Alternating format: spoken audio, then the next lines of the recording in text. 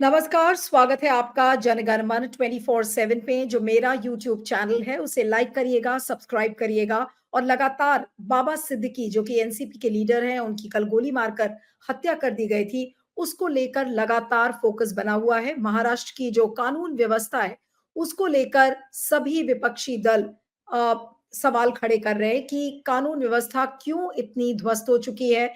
क्या देवेंद्र फडणवीस को इस्तीफा नहीं देना चाहिए? लेकिन उससे भी बड़ा जो सवाल सबको परेशान कर रहा है कि क्या संगठित अपराध यानी कि जो ऑर्गेनाइज्ड क्राइम है, जो अंडरवर्ल्ड का जो जैसे सांप अपना फन उठाकर बताता है कि वो कितना खतरनाक है, क्या जो संगठित अपराध है उसने उसी सांप की तरह अपना फन एक बार फिर से उठा लिया है? क्या अंडरवर्ल्ड इस समय राजनीति को और बॉलीवुड को फिर से एक बार डिक्टेट करने लगा है महाराष्ट्र में? क्योंकि एक फेसबुक पोस्ट काफी वायरल हो रही है और उस फेसबुक पोस्ट में जो लॉरेंस बिश्नोई गैंग है उसने जिम्मेदारी ली है कि उन्होंने ही ये हत्या करवाई है। ये कथाकथित शब्द मैं इस्तेमाल करूंगी क्योंकि इस पोस्ट को वेरीफाई नहीं किया गया है। एक फेसबुक पोस्ट है जिसका लोग जिक्र कर रहे हैं और उस फेसबुक पोस्ट में बार बार जिस शख्स ने उस फेसबुक को जो पोस्ट को डाला है फेसबुक पर, तो वो ये कहता है कि सलमान खान की वजह से बाबा सिद्दीकी की डेथ हुई है। उसके बाद उन्होंने कहा कि जो भी दाऊद इब्राहिम और सलमान खान से जो रिश्ता रखेगा, वो अपना हिसाब-किताब कर ले। फिर उन्होंने कहा कि जिसने भी हमारे व्यक्ति को मारा, तो उसकी खैर नहीं क्योंकि हम पहले स्ट्राइक नहीं करते। अभी हालाँकि इस फेसबुक पोस्ट की पुष्टि नहीं हुई है, लेकिन इस तरीके का स्क्रीनशॉट सब जगह चल रहा है और ये फेसबुक का जो यूज़र है, उसका नाम है शुभू लोंकर महाराष्ट्र। और मैं एक बार फिर से इस चीज को अंडरलाइन कर रही हूँ कि इस फेसबुक पोस्ट को हम वेरीफाई नहीं कर सकते। पुलिस भी अब इसको वेरीफाई कर रही है, लेकिन सभी मीडिया चैनल्स ने, सब मीडिया वेबसाइट्स ने ये रिपोर्ट करना शुरू कर दिया है कि लॉरेंस बिश्नोई गैंग ने जिम्मेदारी ली है बाबा सिद्दीकी के मौत की।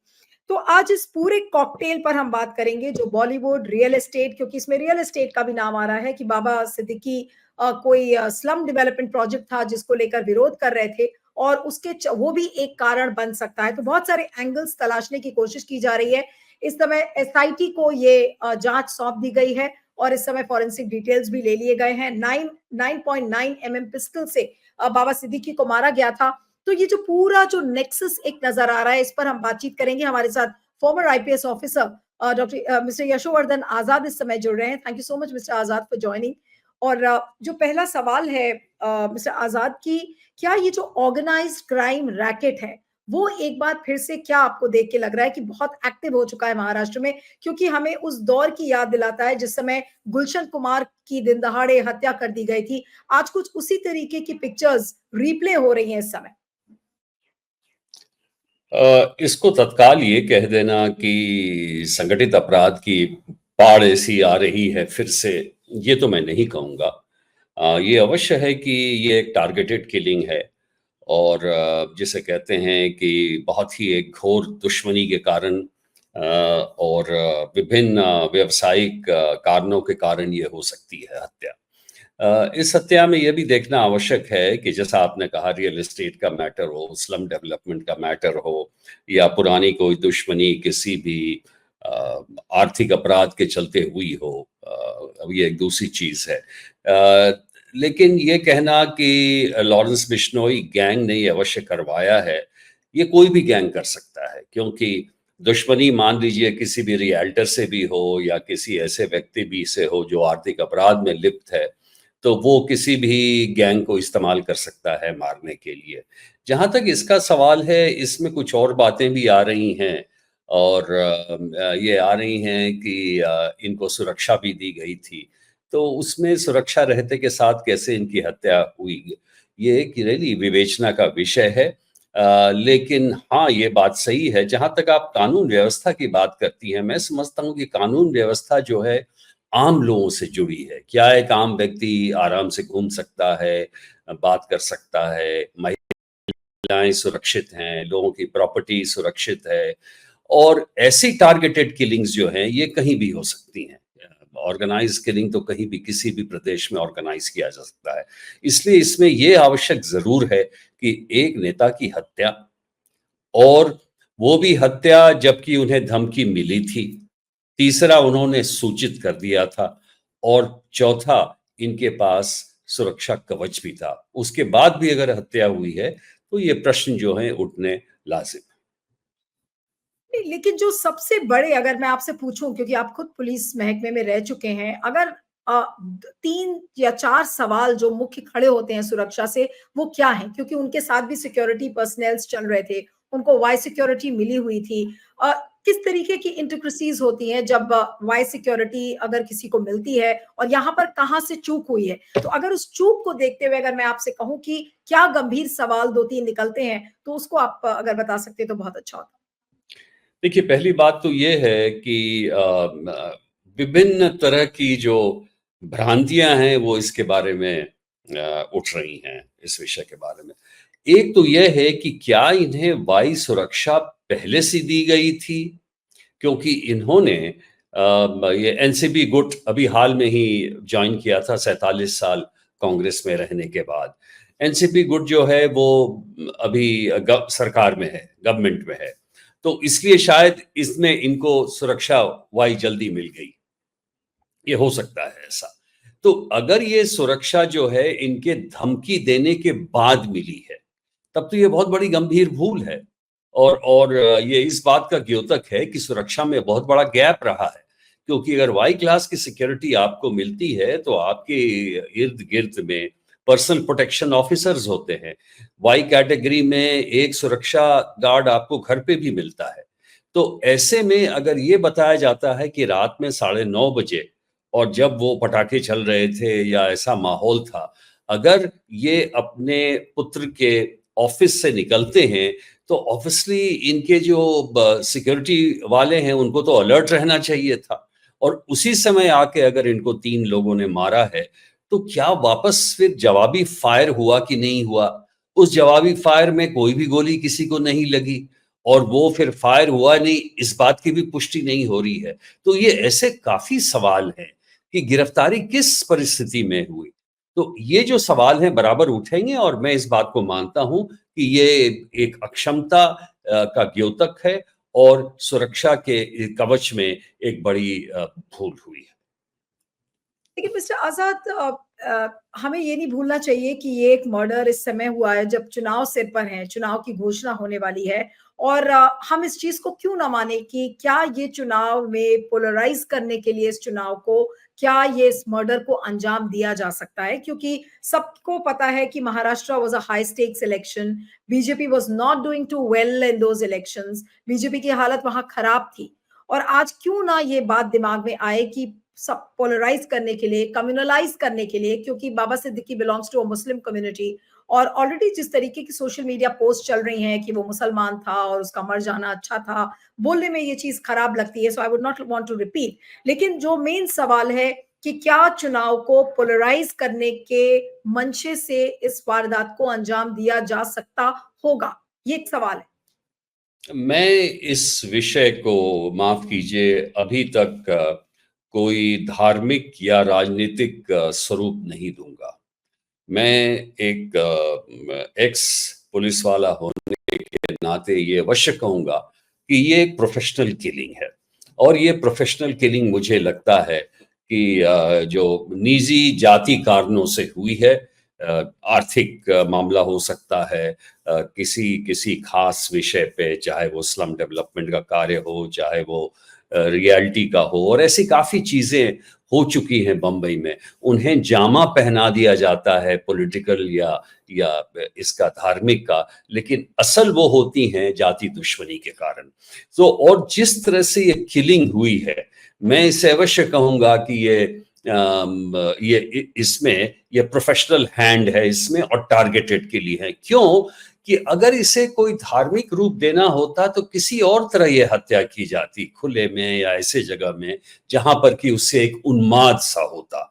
सो अभी तक मैं इसको इन्वेस्टिगेशन, जब तक कि कोई अन्य चीज का खुलासा नहीं होता है, तब तक जरा परे मानूंगा इन दोनों चीजों से। लेकिन जो आपने टारगेटेड किलिंग की बात की कि प्रोफेशनल किलिंग है, लेकिन प्रोफेशनल किलिंग तो होगी, लेकिन क्या इसके पीछे ये इंटेंशन नहीं हो सकता? I am just raising a possibility, क्योंकि चुनाव सिर पर है और इस सवाल का दिमाग में आना बहुत लाजमी है। और जिस तरीके से बीजेपी कम्युनलाइज करती है, इलेक्शंस को पोलराइज करने की कोशिश करती है, तो क्या ये एक टैक्टिक्स नहीं हो सकती? Through professional killing the intention could be the same. I am just raising this question, I am not saying that it has happened, but this could be a possibility. देखिए, ये व्यक्ति खुद ही बीजेपी के साथ थे, सरकार में, इस सरकार में एनसीपी में है और एनसीपी सरकार का हिस्सा है। तो इनके मर्डर करने से बीजेपी को क्या फायदा होगा, ये मुझे समझ में नहीं आता। इससे पोलराइजेशन तो कैसे होगा, और ना इससे कोई फायदा होगा, मैं समझता हूँ। बल्कि इससे तो एक तरह की बदनामी ही होगी कि व्यवस्था इतनी खराब है और लचर है कि देखिए कि ऐसे व्यक्ति का मर्डर इनके समय में हो गया है, यानी कि बिल्कुल ही कानून व्यवस्था लचर है। जबकि पूरी कानून व्यवस्था का एक बहुत बड़ा कारण होता है ऐसा होने का, और वो संबंधित होता है एक आम आदमी से। तो मुझे जरा तकलीफ होती है ये इसका विश्लेषण करने में, धार्मिक आधार पर या राजनीतिक आधार पर। लेकिन ये जो लॉरेंस बिश्नोई का एंगल है और जिस तरह से उसने पोस्ट में सलमान खान को एक कारण बताया है, दाऊद इब्राहिम को, और एक व्यक्ति और है जिसने जो गोली चलाई थी सलमान खान के घर के सामने, फिर बाद में उसने आत्महत्या कर ली थी। तो इनका एंगल क्यों आ रहा है उस पोस्ट में, और क्या हम इस पोस्ट को सही मान सकते हैं? हालांकि पुलिस इसको वेरीफाई कर रही है। क्या पॉसिबिलिटी ये भी हो सकती है कि लॉरेंस बिश्नोई गैंग का कुछ काम ही ना हो, कोई उसका लेना देना ना हो, लेकिन उसका नाम आ रहा है अब? देखिए, कारण ये है लॉरेंस बिश्नोई के जुड़ने का इससे, क्योंकि लॉरेंस बिश्नोई के आदमियों ने सलमान पे ये किया था, अटैक किया था, और सलमान काफ़ी क्लोज हैं सिद्दीकी से। और बल्कि मैंने पढ़ा कहीं पे कि वो बिग बॉस 18 की शूटिंग छोड़कर अस्पताल चले गए थे, ये कारण था। और उनमें ये भी कहा गया है कि चूंकि ये सलमान से क्लोज थे, इसीलिए हमने इन पे अटैक किया है। तो ये बड़ा सिंपल लगता है। अब मेरे ख्याल से जो आदमी भाग गया था वही बता सकता है कि कौन इसमें इन्वॉल्व है, और इसलिए मैं समझता हूँ जैसे उसका इंट्रोगेशन होगा, इसके तार बिल्कुल खुल जाएंगे, और मुझे लगता है कि ये पता लग जाएगा इसमें कौन इन्वॉल्व है। क्योंकि इसमें नीलू जी एक चीज बहुत जरूरी है कि ऐसे जब अटैक्स होते हैं तो आप देखेंगे कि इसमें वो लोग तो पकड़ा जाते हैं जिन्होंने शूटिंग की है, लेकिन ये तो हायर्ड हैंड्स हैं। हायर्ड हैंड्स को पकड़ भी आप लें तो इससे कोई खास नहीं, इन्हें 50-50 हजार रुपए दिए गए थे। जबकि असल जो व्यक्ति जिसने ये पीछे से करवाया है, उसको अगर नहीं पकड़ा जाए तो मैं समझता हूं फिर ये ऑर्गेनाइज क्राइम की जीत होगी। इसलिए ये बहुत आवश्यक है कि जो इसके पीछे हैं उन्हें जरूर पकड़ा जाए और कानून के इसमें लाया जाए। एक आखिरी सवाल करूंगी मिस्टर आजाद कि ये जो नेक्सस सामने आ रहा है, सलमान खान और दाऊद इब्राहिम, फिर उसके बाद पॉलिटिक्स, रियल एस्टेट, ये जो एक घुला मिला मिश्रण दिख रहा है, क्या यही हकीकत है महाराष्ट्र की राजनीति की, जहां पर अंडरवर्ल्ड भी है, बॉलीवुड इंडस्ट्री भी है, राजनीति भी है, और सबका एक घालमेल है? क्या ये बाबा सिद्दीकी का जो मर्डर है ये उसी का एक चेहरा है? नीतू जी, ये एक बहुत ही महत्वपूर्ण प्रश्न है। मुझे मुझे खुशी हुई कि आपने ये प्रश्न पूछा। मैं बराबर ये सोचता हूँ कि बम्बई एक ऐसा खूबसूरत शहर था, और 60 या 70 के दशक में जिन्होंने देखा था इसे को, उसमें और आज से जो बदलाव हुआ है वो इतना ज्यादा बदलाव है कि लगता है वैसे पूरी दुनिया बदल गई है। ये सही है। जब अंडरवर्ल्ड का पूरा प्रभाव था बम्बई में, तो सारी चीजें अंडरवर्ल्ड के प्रभाव से चलती थी, चाहे वो फिल्म हो चाहे जो भी हो। और कितने लोगों ने उस समय रियल एस्टेट में, ऑर्गेनाइज क्राइम में और फिल्म वर्ल्ड में बिल्कुल अपनी धाक जमा ली थी और बहुत सारे पैसे कमाए थे। ये बिल्कुल सही है। अब सवाल ये है कि मैं नहीं समझता कि अंडरवर्ल्ड का उतना कंट्रोल है। थोड़ा बहुत उनके तार जुड़े हैं अभी भी, और वो डायरेक्शंस देते हैं, इसमें कोई शक नहीं है। लॉरेंस बिश्नोई ने उसके बारे में एक तरह से कुछ बताया भी है कि आपने हमारे आदमी को मरवा दिया और इसलिए हम इसे कर रहे हैं। अंडरवर्ल्ड का हाथ हो सकता है अगर अंडरवर्ल्ड को किसी ने अप्रोच किया है अपने जातीय दुश्मनी के कारण, ये हो सकता है, इसमें कोई शक नहीं, क्योंकि कुछ गैंग्स अभी हैं जो कि जेल से भी कार्रवाई कर रहे हैं, जिसमें लॉरेंस बिश्नोई एक है। लेकिन वो किसके आदेश या किसके कहने पे किया है, ये पता लगाना बहुत ही आवश्यक है, क्योंकि असल क्रिमिनल वो है। नहीं, लेकिन अगर हम कुछ देर के लिए ये मान लें कि हो सकता है कि लॉरेंस बिश्नोई के गैंग का ही हिस्सा हो, लेकिन क्या ये और फिर एक बड़े खतरे की घंटी नहीं है? क्योंकि लॉरेंस बिश्नोई जेल में है। जेल में रहकर अगर वो अपने गैंग मेंबर्स को इस तरीके से डायरेक्शंस दे रहा है कि भई आप बाबा सिद्दीकी का जाकर मर्डर करिए, तो फिर पुलिस और प्रशासन, सरकार ये क्या कर रहे हैं फिर? और उनको ये भी नहीं पता है कि लॉरेंस बिश्नोई जेल के अंदर बैठकर और इस तरीके से एक संगठित अपराध करवा रहा है और वहां पर किसी को कुछ नहीं पता है। What is Amit Shah going to say? Home Minister of the country, he doesn't know कि लॉरेंस बिश्नोई जैसा व्यक्ति इस तरीके का संगठित अपराध चला रहा है। इसमें कोई शक नहीं है, जैसा आप कह रही हैं कि अगर ये ऑपरेशन बिश्नोई गैंग द्वारा कंडक्ट किया गया है, वो भी जब उनका जो सिरमौर है वो जेल में है, तो ये बहुत ही गंभीर विषय है, इसमें कोई शक नहीं। देखिए, गैंग्स जो हैं, गैंग्स के ऐसी वारदात कराते हैं जेल के बाहर, लेकिन वो लिमिटेड रहता है उसी स्टेट में। लेकिन ये एक इंटर स्टेट गैंग के चलते जो बम्बई ऐसे एरिया में कराए, तो इसका मतलब है कि बहुत ही ज़्यादा उसके हाथ मजबूत हैं, कानून है, और इसमें अवश्य सेंट्रल सरकार को, सेंट्रल जो गवर्नमेंट है उसको इसे देखना पड़ेगा। मुझे आइडिया है कि अगर इसके तार बहुत ज़्यादा जुड़े हैं तो शायद सीबीआई को ये केस दिया जाए। तो इसलिए मैं समझता हूँ कि इसे गंभीरता से देखना बहुत ही आवश्यक है पहले, लेकिन ये चेक हो जाए क्या ये वाकई ये हत्याकांड जो है इसको अंजाम लॉरेंस बिश्नोई के गैंग ने दिया है।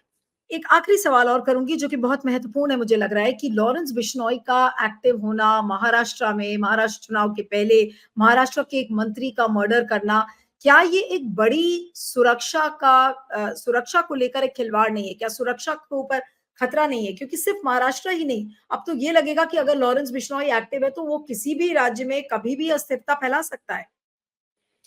देखिए, ये दो चीज अलग अलग हैं नीलू जी। पहली बात तो ये है कि अगर बाबा सिद्दीकी ऐसे व्यक्ति की मृत्यु होती है और अगर उस मृत्यु के पहले जानकारी दे दी गई है मुंबई पुलिस को या सरकार को, तो अवश्य ये बहुत बड़ी भूल है, क्योंकि इनके बैकग्राउंड के बारे में, इनके इनके बारे में मुंबई पुलिस को सब कुछ मालूम है। तो इसीलिए इस खतरे को बहुत ही सीरियसली लेना चाहिए था। और अगर ये वाई क्लास की सिक्योरिटी दूसरी उनके साथ है, तो ये तो और भी गंभीर विषय है कि इसमें गंभीर एक तरह की चूक हुई है। जो दूसरी बात आप कर रही हैं कि यस, अगर ऑर्गेनाइज गैंग का इस्तेमाल किया गया है इस हिट में, और वो भी बंबई में, तो ये महत्वपूर्ण चीज है। और इसमें सेंट्रल एजेंसीज को बिल्कुल तत्काल एनआईए को एक एक इसमें एक रोल मिलना चाहिए। और क्योंकि ये किस यूनिट से जुड़ा हुआ है इसे देखना बहुत आवश्यक है। और मान लिए कि लॉरेंस बिश्नोई के गैंग ने नहीं बल्कि किसी और गैंग ने भी अगर करवाया है इसे, तो उसे भी देखना बहुत आवश्यक है। इसलिए मैं कहता हूं चूंकि इसके इंटरस्टेट तार जुड़े हैं, हो सकता है इस केस को एनआईए या सीबीआई को हैंड ओवर किया जाए। लेकिन आप तो खुद इंटेलिजेंस ब्यूरो में रहे हैं, एक इंटेलिजेंस ऑफिसर होने के नाते आपको क्या लग रहा है कि क्या ये एक बड़ा इंटेलिजेंस फेलियर है?